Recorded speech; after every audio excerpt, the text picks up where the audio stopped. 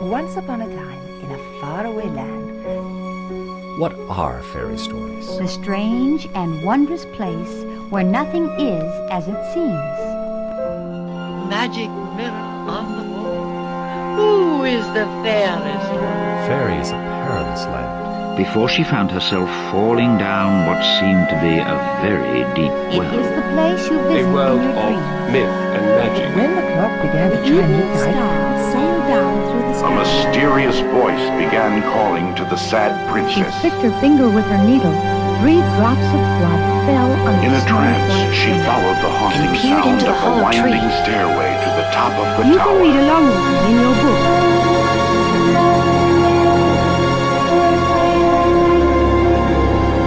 she waved her wand and said the magic words. Let's begin now.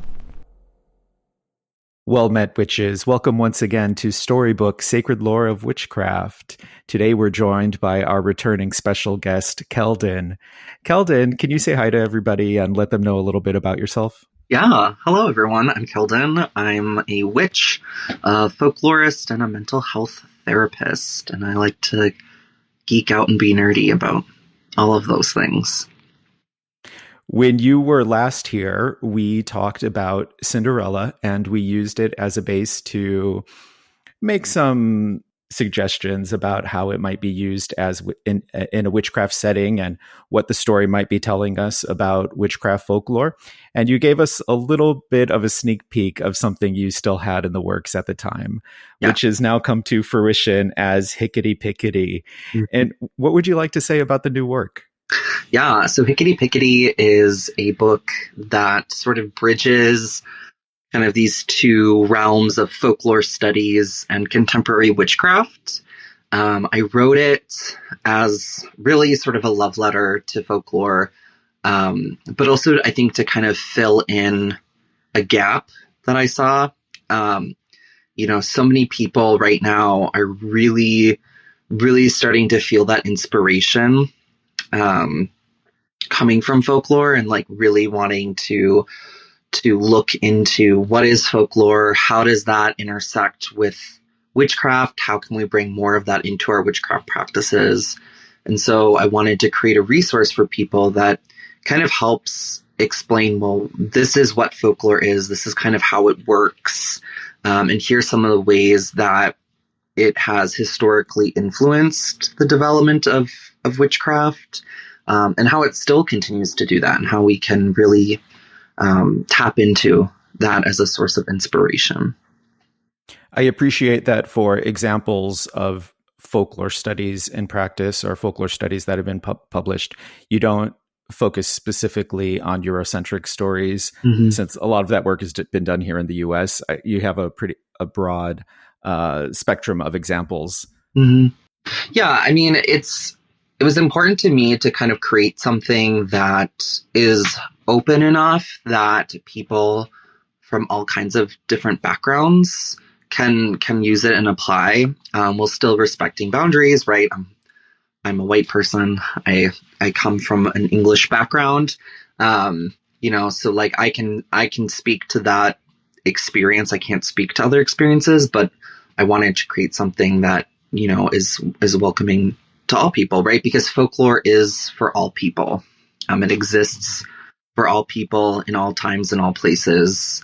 And I think that a lot of our witchcraft folklore has historically been very rooted in European traditions.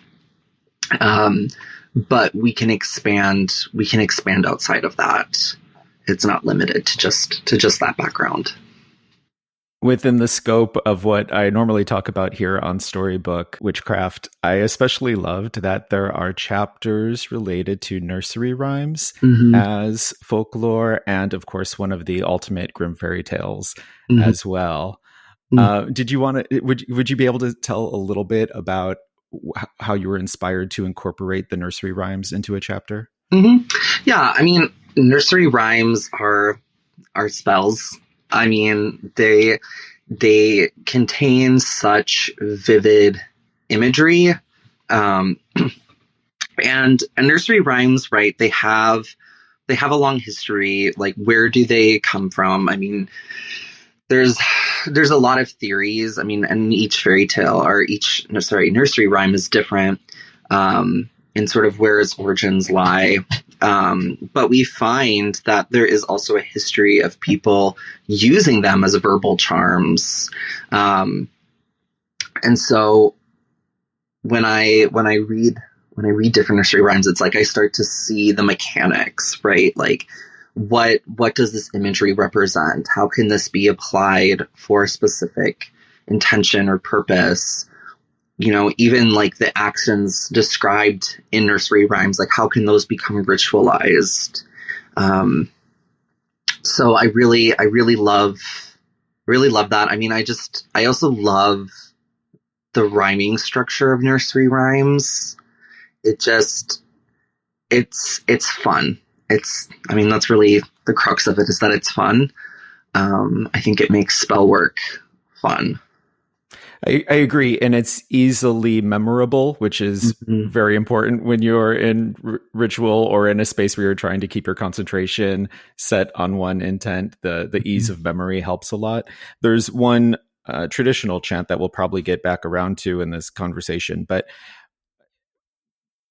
what do you think it is about the rhyming chants that, do you think it is so much the words or the effect it has on us in that rhythm and rhyme scheme when we're using them? Like, do you think there is a strong difference between newly created chants and rhythmic rhyming chants as opposed to traditional nursery rhymes per se?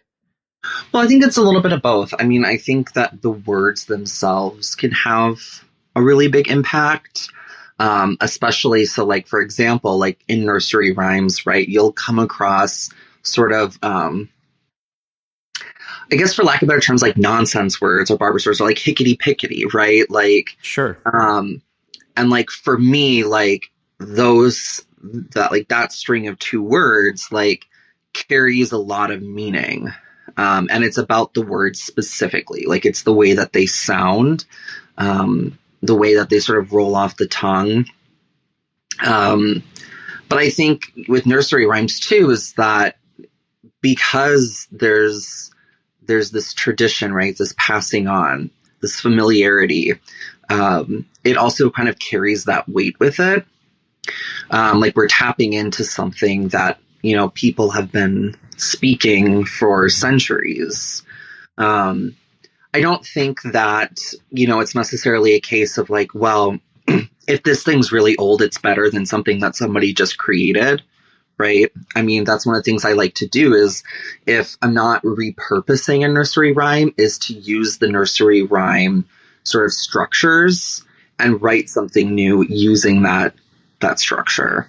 And so in that, like, I'm creating something new, but you sort of hear like the echo of that rhyme. So again, it kind of carries that spirit with it.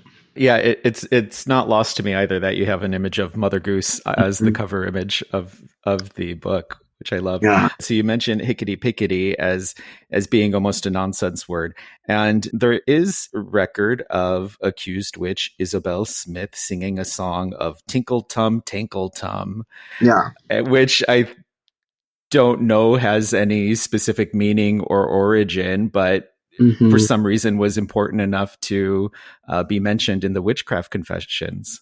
Yeah, which it makes you wonder, and I'm sure we'll get into this, right? Like when people were, you know, forming their confessions, the sort of things that they're pulling from, right? And so like in this confession, right, like where is this person pulling these words from? Like where are they getting from? Was this maybe some song or rhyme that this person knew or had heard of that they're pulling in to kind of fill in this narrative? You know, or, you know, did they make it up on the spot? That's totally possible. But yeah, Tinkle Tum Tankle Tum, which is one day, like whether it's me or someone else, I say this all the time. It's been years now.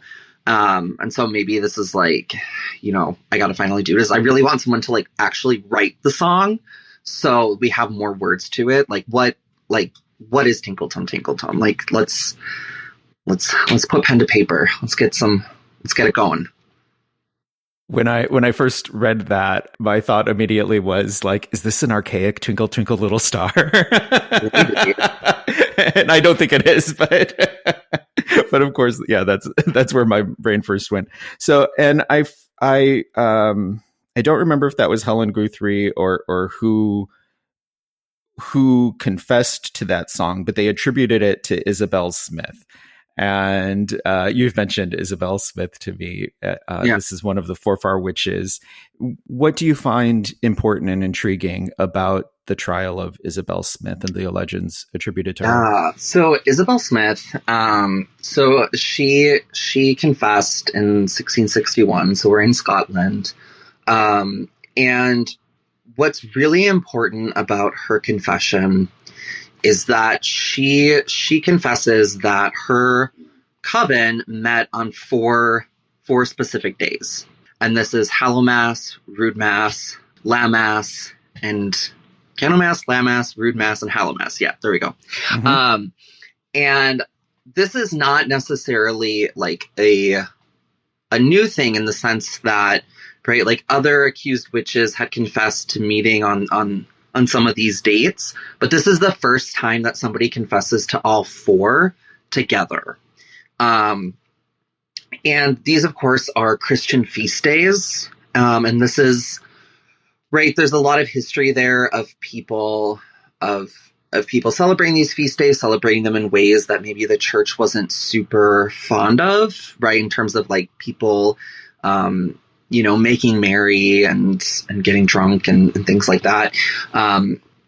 But so it's not surprising that if somebody is, crafting like their confession, that they might be pulling from actual lived experiences, right? Like, well, my interrogators are sort of asking these leading questions about gatherings of witches. Well, I've, gone to this, feast, and now I can sort of pull this in and kind of use it as the framework. And what happens, though, is this specific confession is really highlighted in Margaret Murray's The Witch Cult in Western Europe. And she kind of really overgeneralizes this specific confession that, right, like that these four dates are really important to witches in general. And it's this then that gets pulled in by Gerald Gardner, and we start to see like the initial formation of what we would call today the Wheel of the Year.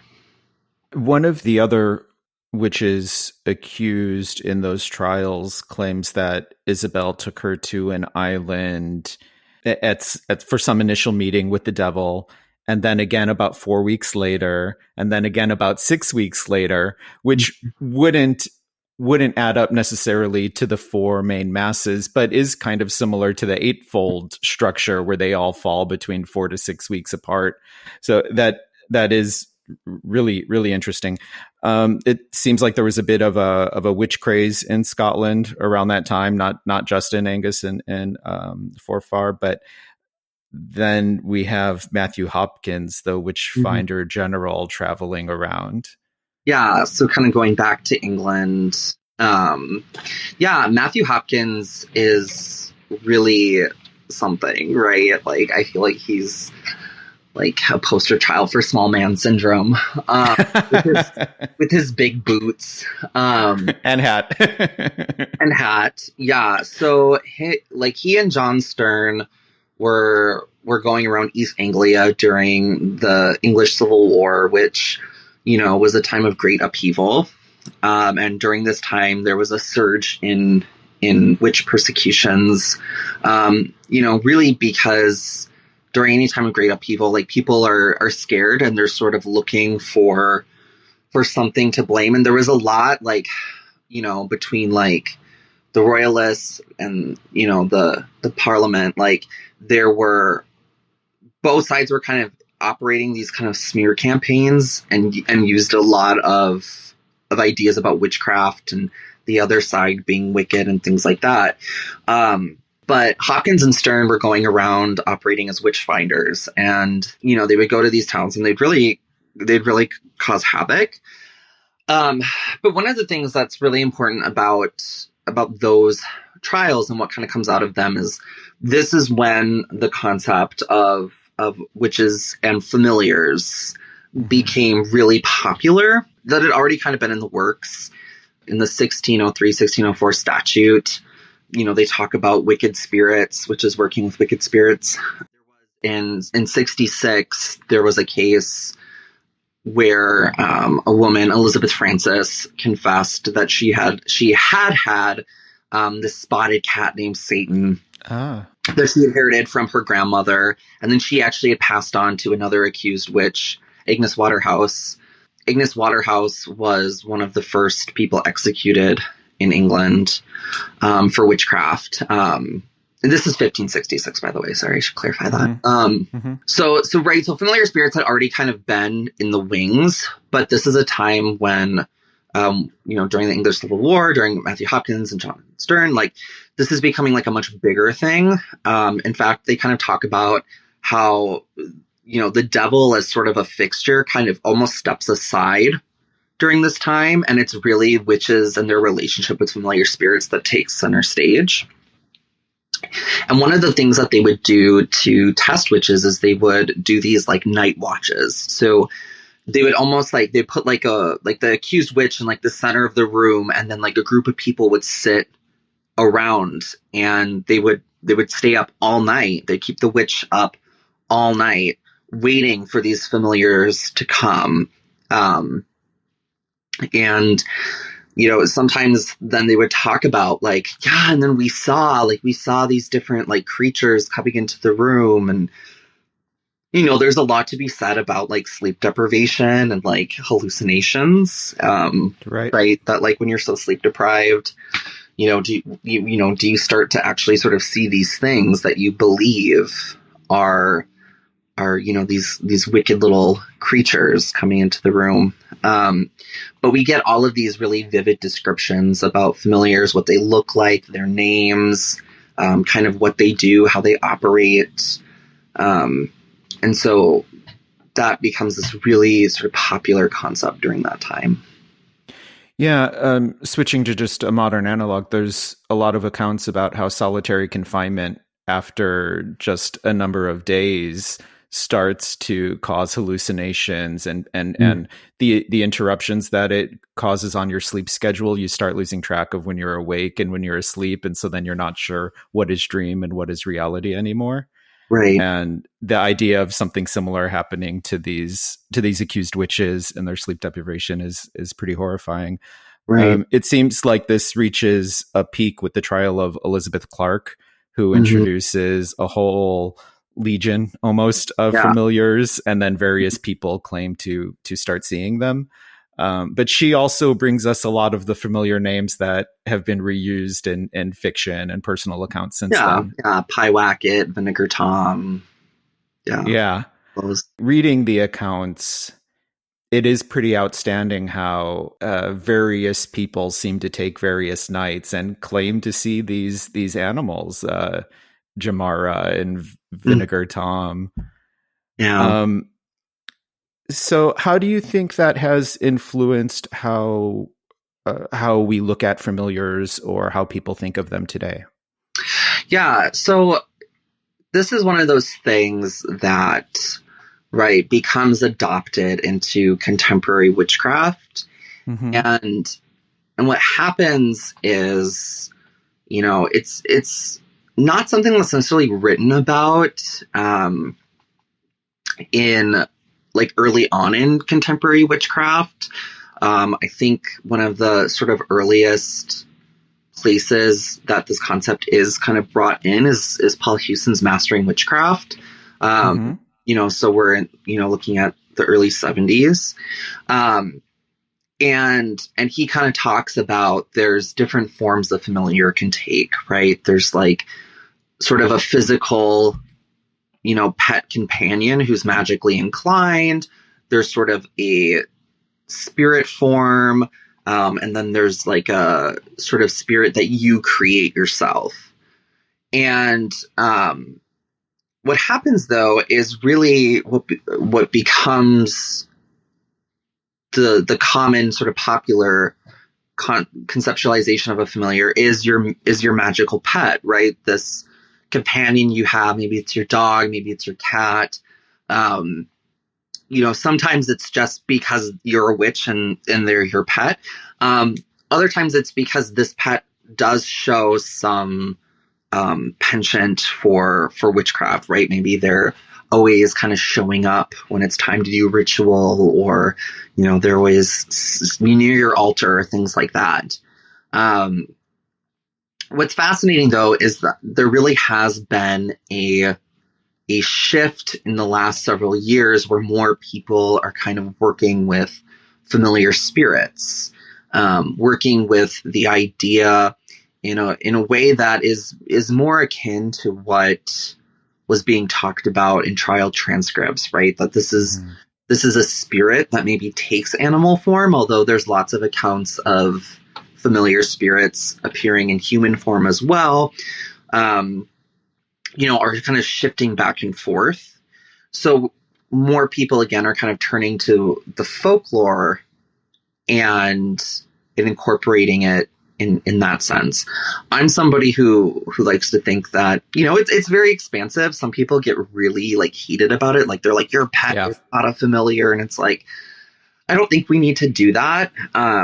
Because I think that these terms can grow and we can have different ways of looking at things. I think that's fine. I think, where we maybe get into trouble is when we start to lose focus of where concepts originate from. Because I think knowing those kinds of things are important. But yeah. A question regarding this and the previous example we were using with the 4 feast days. Do you think there's tension in the idea of utilizing these concepts, knowing how they were obtained through torture or what their history is? Of course, they've already been absorbed into other sources that have come down to us. Sure. Yeah. I mean, I think that this is like in my career as an author, as a writer on witchcraft, this is one of the areas I think I've experienced probably the most pushback, is talking about witch trial transcripts. Because, yes, like these are things that came from horrible circumstances. Mm-hmm. And, I try to be very explicit in my writing that, it's not to minimize that. It's not to say, that these people were actually witches, right? That they were actually doing these things they confessed to. Like, we'll never know that. And it's very unlikely that is the case. I think that there are certain people who, likely had some knowledge of folk magic, right, that they were influenced by, popular traditions at the time, folklore, but they certainly weren't witches in any way that we would conceptualize it today. Because you wouldn't want to be a witch, right? Which wasn't a positive thing. So it's not to minimize that. It's also not to minimize, what was happening in this process, right? People were being tortured. People were being asked leading questions. Right. The people interrogating had an agenda. They wanted certain answers. And they were going to do what it took to get those answers. However, that being said, there's been a lot of scholarship about the voices of the accused within confessions, right? And what you start to see is this, for lack of better terms, collaborative storytelling. So you have interrogators who are coming into this with their conceptions of what a witch is, what a witch does. and they're really mining for that information. But then you also have people confessing. And in confessing, they're pulling from their conceptions of what a witch is and what a witch does, right? And you sort of start to see these two different realms, sort of a theological realm and a common everyday realm merging together. In terms of why people would confess, that's also a very complex matrix of factors. People would confess because they wanted to escape pain and death. There were a lot of promises that if you confess, you'll be free. And in some places that was the case. I mean, Salem's a really good example of this. The people who were executed in Salem were the people who refused to confess. The people who confessed were set free. That was not always the case, right? But even if you weren't believing that you were going to be set free, after a certain point, you experience a mental breakdown. There were people who confessed. There's some really interesting scholarship about suicide by proxy, and people who wanted to die, but because of religious beliefs, right, that dying by suicide was a sin, would sort of find these loopholes where they would do something that would then get them executed. So there's still a lot of investigation to be done in that realm, but there's been discussions about the possibility that some people were maybe confessing because they wanted to die. So there's a lot of reasons why people would have confessed. One of the things that also gets brought up is people freely confessing, right? So this idea that, there are people who just almost kind of walk in and they say, yeah, I'm a witch and I did these things. So what? And I think that modern witches really latch onto those because we want there to be that witch, right? We want that to be true because it's sort of this sexy thing, right? But even that, we have to be really careful because, again, why is somebody freely confessing? Is it because, they're a witch, or is it, for example, a case of suicide by proxy? Is it something where this person, was experiencing severe mental health issues where, maybe they believe they're a witch, but it's not because they actually are a witch. It's because, there's something else going on. The idea too that people, they weren't tortured, right? They confessed without torture. You see that pop up. And the problem with that is that it really hinges on how we define torture, right? Things like sleep deprivation weren't considered torture. We would consider those things torture today. But at the time, no. I mean, even just the conditions of where you're being imprisoned. I mean, again, to go to Salem, they literally called Salem jail a suburb of hell because people were dying while they were waiting for trial because the conditions were so bad. And so, that's a form of torture. So we can't just go, well, it says they weren't tortured. Therefore, if they confessed to this, it must be because it was true, right? So confessions are complicated, but we can't throw them out entirely because, again, what's happening is this collaborative storytelling where we're seeing folklore about witchcraft, about magic, about spirits being sort of churned out, right? It's being pulled in from interrogators. It's being pulled in from confessors, from accusers. It's mingling together, and then it's going back out into the world and spreading wider. And eventually, going way down the line, this is stuff that would influence the modern witchcraft revival, that influences us today, right? There are concepts, right? Familiars, sabbats, covens. These are concepts that come from witch trial transcripts. And so, people will say, well, it's horrific that you're talking about these confessional materials as being, a source of inspiration for contemporary witchcraft. These people weren't witches. This is so disrespectful to their memory.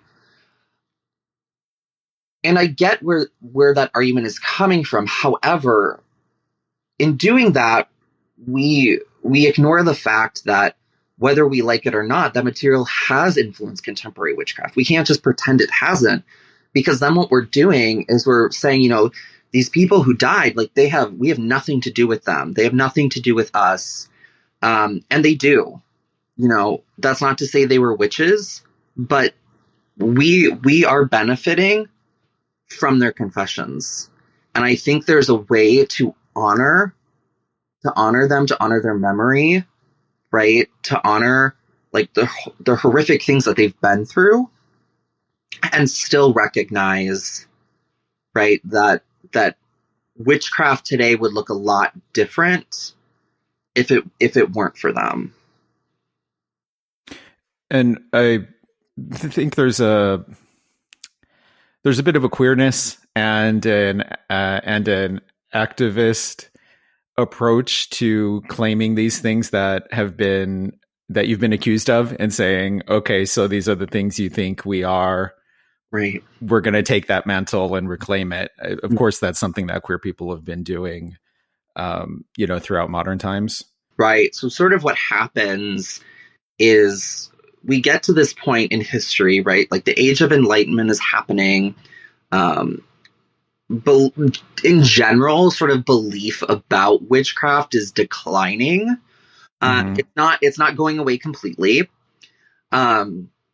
Right. The Protestant Reformation happened, like the scientific revolution's happening, like all this is happening where people are really starting to question the sort of reality of the supernatural. And what happens then is these people, these learned elite, right? The lawyers, the theologians, they're starting to distance themselves from this idea of witchcraft. And ultimately this would culminate in the Witchcraft Act of 1735, which would declare witchcraft no longer a capital offense. But what happens is that now they're left with this like guilt, right? Like we just killed thousands and thousands of people for something that now we're like, yeah, that's not real. And it creates this sort of crisis. And so some people are very quick. They blame this idea of superstition. They blame the church, right? But then you have people kind of coming back and saying, well, actually, I think that those people that we accused of witches, like, they weren't just innocent. They were members of some underground remnants of a pagan religion, and therefore they deserve to die. Right. And then what's funny is then you get people who then counter that. People like Jules Michelet, who comes back and says, well, yeah, actually they were sort of members of a pagan religion who then Christianity came along and said, you're a bunch of Satanists. And they responded by being like, okay, then we're Satanists. And it was really then this protest against the church and the state, right, by the common people. And so he kind of subverts the argument to say that these people were like these transgressive anti-heroes, and really we should have sympathy for them. And this again would also play a huge role in the development of contemporary witchcraft, because now we're getting people who are writing more sympathetic portrayals of witchcraft, right? This is where we start to see this turn of like, witch isn't necessarily a bad thing, right? And even if a witch is someone who does bad things, it's because survival, right? It's because it's a protest against the overculture. Right. To jump in real quick, for the example we gave earlier of Elizabeth Clark, who confessed to a number of familiars, her account begins with an old widow taking pity on her because she's a one-legged woman and she is having trouble supporting herself. And so the old woman tells her that she'll give her a way to find food and to support herself. Right. And then, of course, probably just because she is a one-legged woman, she's persecuted. And it's interesting, too, how some things echo still today, like the accusations begin because a man goes to a fortune teller who tells him that his wife has been cursed by envious neighbors. And that's like still the fortune telling scam is, when someone tells you, oh, you have a curse, you have to give me $5,000. Right. There's a lot to be said too about, and again, some of this really hinges on speculation, but on this interplay of fear, right? So, and this is what would become part of, so the Act of 1735 basically said that people who claim to have magical power don't actually have magical power, right? They're not a supernatural threat, but they are con artists, right? They're using the pretense of magic to get money from people, to get material goods. And so even kind of going back, you see a lot of accusations starting because of tension between neighbors, and because, right, I might come to you as somebody who's impoverished. I might ask for food, and you don't give me any, and it might be because you genuinely don't have any to spare, or it might be because you're being stingy, and now it creates this sort of guilt. And so now, if you've refused me, do you now perceive some misfortune that happens to you as the result of you refusing me? Right. It doesn't help that when I leave, I curse at you, or I mumble something under my breath in frustration. Am I actually casting a spell on you, or am I just mad? Right. Are there people that maybe use that fear again to their advantage? Right. If I have a reputation as a witch, maybe I use that to sort of extort my neighbors. And in fact, some of the early skeptics like Johann Wehr and Sir Reginald Scott, they talk about, that there's sort of the people who are confessing to being witches, or who are being accused of witches. Like there's sort of four different types, right? There's people who are mentally ill, right? They're confessing because they're experiencing maybe some form of psychosis or delusions. Right. There's people who are just falsely accused by their neighbors. There are people who use poison to cause harm, right? So they're not using magic. They're using poisons to hurt people. And then there's con artists who are using the magic to hurt people. So you see that, right? This idea that there's sort of a social contract between neighbors and communities, and when that's broken, what happens? This is one of when we start to see a decline in witch trials and witch accusations. Part of that is because newer laws being instituted around essentially welfare, right? And that there's no longer necessarily this responsibility on neighbors to take care of each other. There's more kind of government assistance per se. Yeah. Going into the freely confessed witches that you mentioned earlier, and how eager sometimes we are to embrace them. I think the prime example of that is Isabel Gowdy. Yeah. Do you have any background information on like what's if any is documented on what motivated her to confess?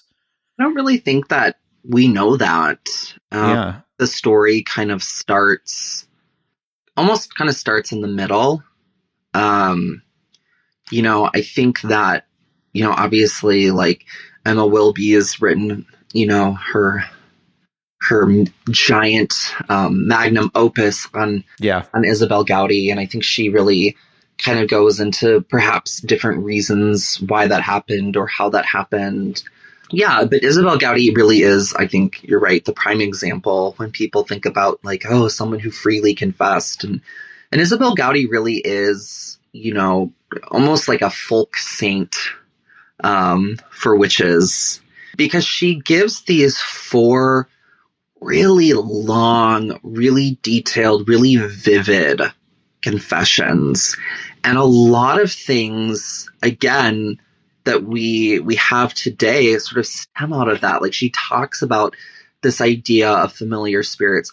You know, it's really from her confessions that we start to get this idea of a coven, right? This is one of the first times that the word coven is used. There were certainly times before her where, people were talking about gatherings of witches. Like, that wasn't a new concept, but specifically this idea of a coven. And also very specific roles within the coven, right? There's a maid and there's officers. So we're seeing sort of a structure to the coven. There's also a lot of fairy lore that's brought. And again, this is something where, you sort of see generally the difference between voices of interrogators and the accused is accused people, especially like in areas like Scotland, would bring in a lot of that fairy lore, because that's what's kind of going on with the common people. That's not necessarily lore that's existing in like the learned elite, right? Because they're looking at things from this like really like biblical Satan, demonological perspective. And so you see this kind of merging of those two things. And so it might be something where the accused says, like, I met with the king of the fairies, and then an interrogator comes back, you mean the devil? Yes, I mean the devil. And so you see that kind of back and forth interplay, and you can start to kind of pull it apart. So she gives these really, there's verbal charms included. There's ideas of shape shifting involved. There's a lot in them.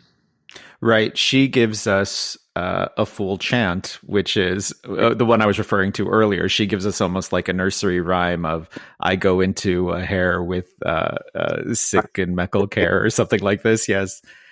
Yeah. And in that area, I think that does give us one of the strongest reasons to be looking at these records, how they incorporate the folklore of the time. They're not just fabrications out of whole cloth. Right. So about 60 years before that, there's the trials of Andrew Mann and Marion Grant, and that's probably in that time, that's probably like 2 generations earlier.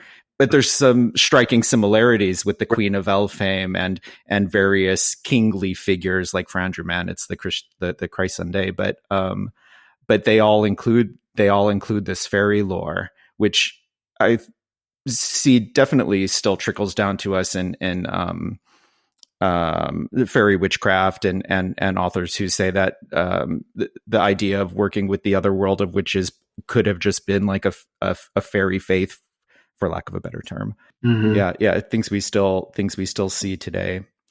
You give us a method for interacting with folklore accounts in Hickety Picket, and there is an example of a trial transcript and how we could apply that format to the trial transcript. There, it includes things that I think almost would naturally jump out off the page to us when you're reading an account or a story, but then it organizes them into a way to look at it that we're specifically noticing those things and being able to organize them.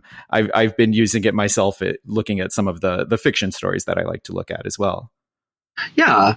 I think, it's so in the book, when we're talking about verbal folklore, I give sort of this kind of template for looking at different types of folk narratives and analyzing them, looking at like, what are the motifs, right? What are, are there examples of other forms of folklore, right? Are there elements of customary folklore, material folklore? And you can use that, right? Looking at fairy tales or legends or myths or folk tales. But then I give sort of a extended, more focused version of that as well for looking at trial transcripts. And so, like the example I give in the book comes from the Swedish witch trials, and it's just a snippet of a much larger kind of document or account, but it's so rich with material, right? There's examples of a verbal charm being used. There's descriptions of costuming being worn. And these are things then that you can sort of pull out, right? So now can you adapt this verbal charm? So in this case, it's a charm that the supposed witches were using to call up the devil to bring them to the Sabbath, right? Can you now use that chant to bring yourself to the Sabbath? Right? Can you create your own costuming using this imagery as well? There's descriptions of dancing, right? Can you perform those dances? So there's a lot to be said. I mean, going back to Isabel Gowdy, for example, I've adapted her verbal charms for shape-shifting, right? I wrote about that. I use that. There's examples in my first book, The Crooked Path, where I include a charm that's based on that. So there's a lot of things, again, that we can bring out. There's a lot of things that have been adapted and adopted from the witch trial transcripts already. But there's a lot more that we can still do if we want to. Another example, I believe this comes from Elizabeth Style, from her confession, but even like our modern phrase that like is used in a lot of witchcraft and pagan spaces, right? Merry meet, merry part. Like that comes from that trial transcript, right? At the end of the Sabbath, they say, "A boy, merry meet and merry part." And so again, like there's these things that we have today that we wouldn't otherwise have. And sometimes they're really big things, sometimes they're small things. But I would say even something like a phrase, "merry meet, merry part," like it's really important because those words are spoken, right? Oftentimes in sort of group rituals.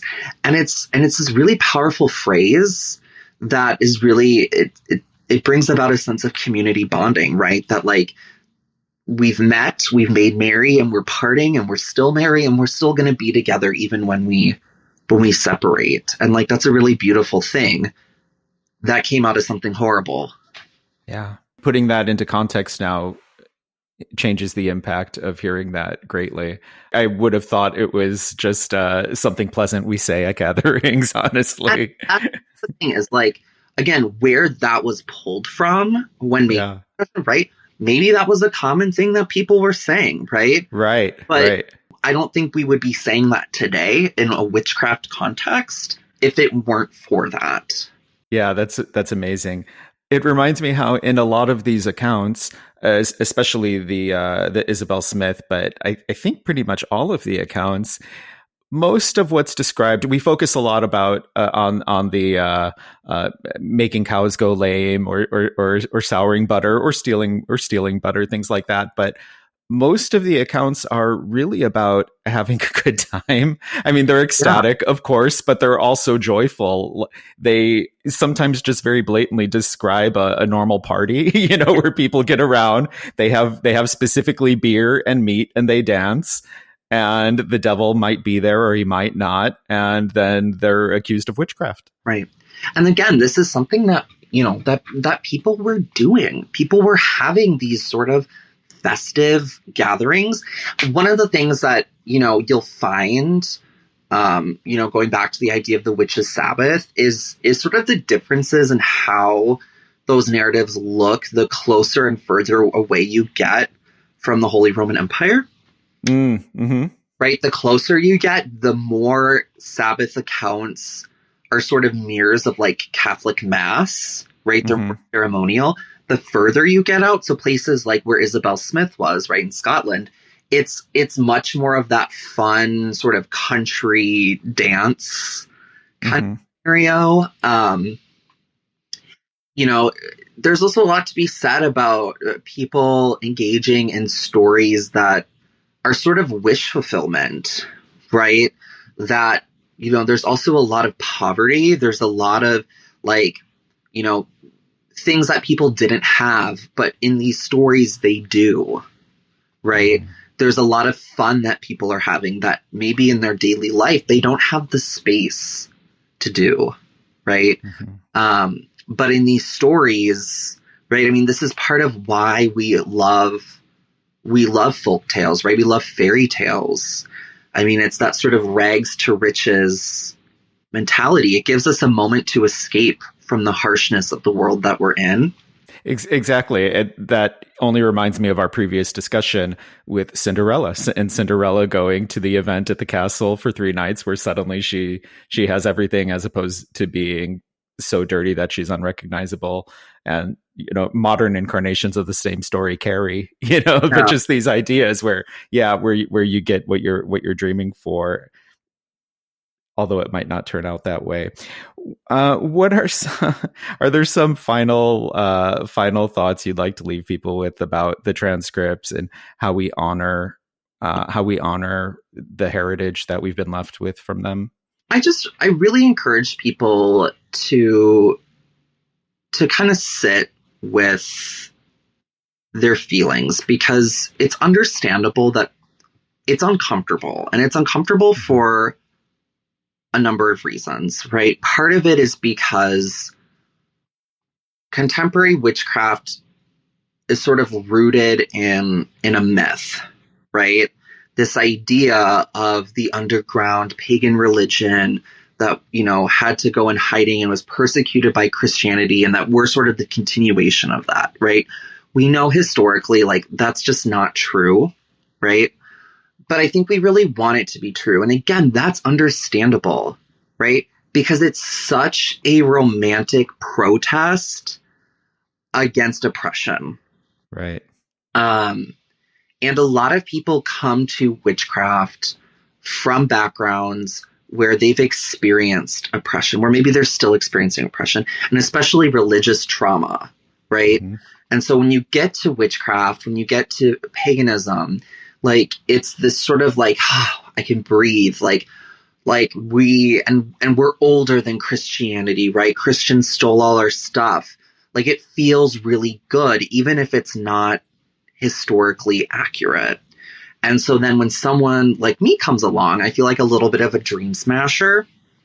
And I think, again, there's this middle place where we can acknowledge and honor both, right?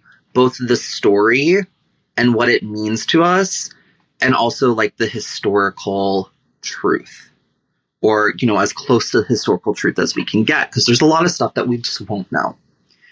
And so it's uncomfortable, right? It's uncomfortable because when we look at trial transcripts, when we look at how that's influenced contemporary witchcraft, part of what we're doing is looking at how Christianity has influenced contemporary witchcraft. And we don't want there to be any influence, right? We commonly want to be nope, Christianity has no bearing on what we do. And that's just not true. Witchcraft wouldn't be what it is today without Christianity. And I'm not saying that's a good thing. I'm not saying that's a bad thing. It just is. Mm-hmm. And so can we sit with that discomfort? Can we grapple with those things? I think when we do that, we create a witchcraft that is more balanced. It's more nuanced. And again, you don't have to suddenly become a trial transcript scholar, or be I'm going to turn to that and mine it for further inspiration. You don't have to do that. But I think what is important is looking at the ways maybe what you're doing already is, right? And I would say that about sources outside of just trial transcripts, right? For example, it's really popular to bash on Wicca, right? And to be Wicca, blah, blah, blah, and I'm not going to comment on that, whether that's whatever.